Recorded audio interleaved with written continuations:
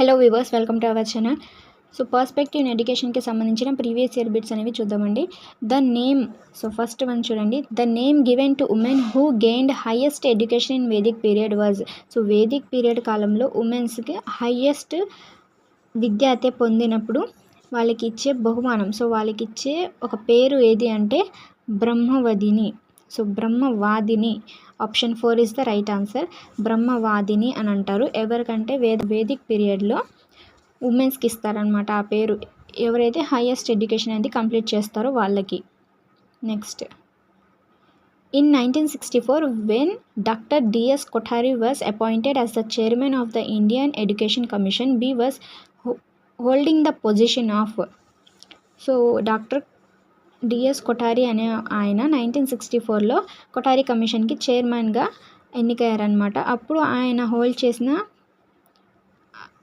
Place ఏది అంటే chairman of the UGC. Option 3 is the right answer. Chairman of the UGC, universal grant commission అంటారు. And Yashpal committee టైంలో వచ్చేసి doctor Yashpal అనమాట chairman యూజీసీకి. Next, Indian association of teacher education, ఐఏటిఈ.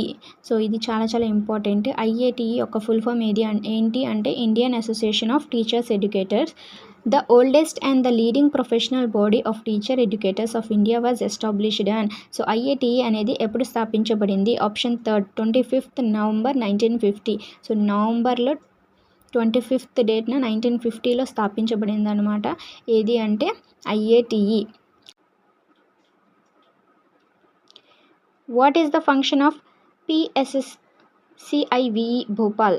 SSCIVE యొక్క full form ఏంటంటే Pandit Sunderlal Sharma central institute of vocational education. So vocational education అనేది ఇది భోపాల్లో ఉందన్నమాట. దాని యొక్క మెయిన్ ఫంక్షన్ ఏంటి అంటే option 4, organizing research, development, training and extension activities related to work education and vocational education both at formal and non formal levels.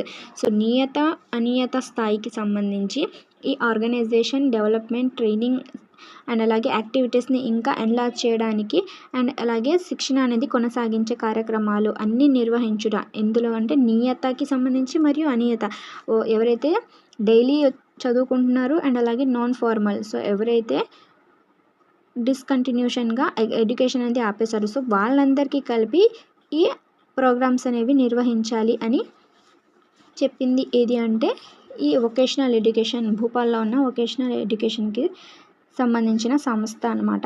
So ఇంకోసారి చూడండి, Pandit Sunderlal Sharma central institute of vocational education. So ఇదైతే గుర్తుపెట్టుకోండి and నేను చెప్పినప్పుడు అయితే రాసుకోండి.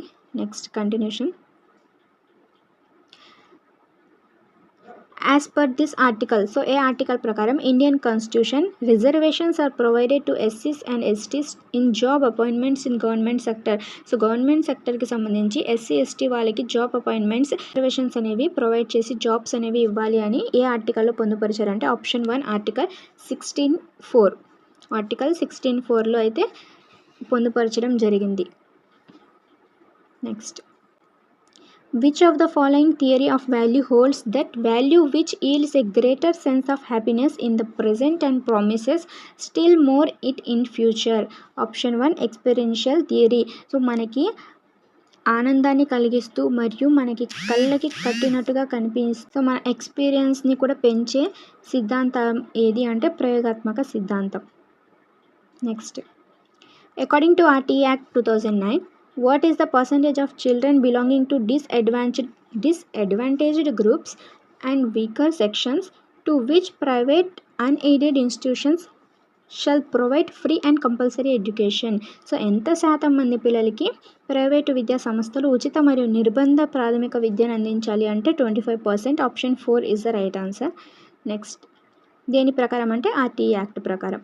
Which of the following made right to information, regulation of fees and cost rules 2005?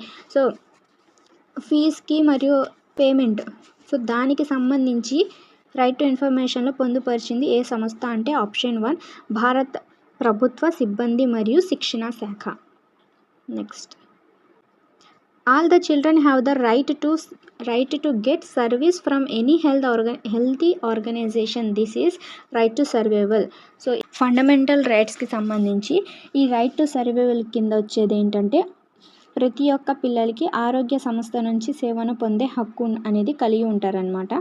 Next last, as per NCF 2005 the admissions for which of these combinations of subject are closed at the +2 stage in CBSE. So CBSEకి సంబంధించి +2 stage అంటే 12th class అనమాట, 11th + 12th.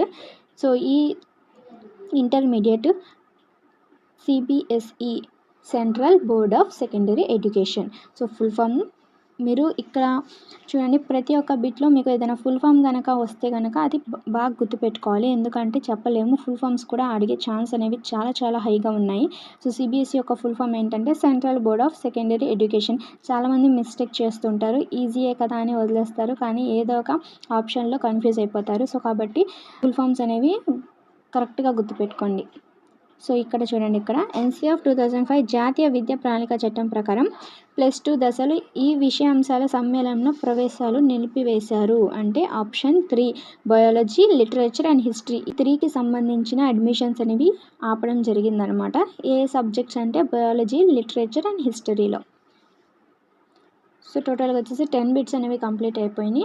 And next ఇంకో 2 or 3 వీడియోస్లో complete చేసేద్దాము ఈ perspective ఎడ్యుకేషన్కి సంబంధించినవి. అండ్ నెక్స్ట్ వచ్చేసి సైన్స్కి సంబంధించి లేకపోతే సోషల్కి సంబంధించి, సో ఆ రెండింటికి సంబంధించిన ప్రీవియస్ ఇయర్ బిట్స్ అనేవి కంప్లీట్ చేద్దామండి. సో మిగతా పేపర్స్కి సంబంధించి అయితే నేను ఆల్రెడీ 5 వీడియోస్ అనేవి అప్లోడ్ చేయడం జరిగింది ప్రీవియస్గానే.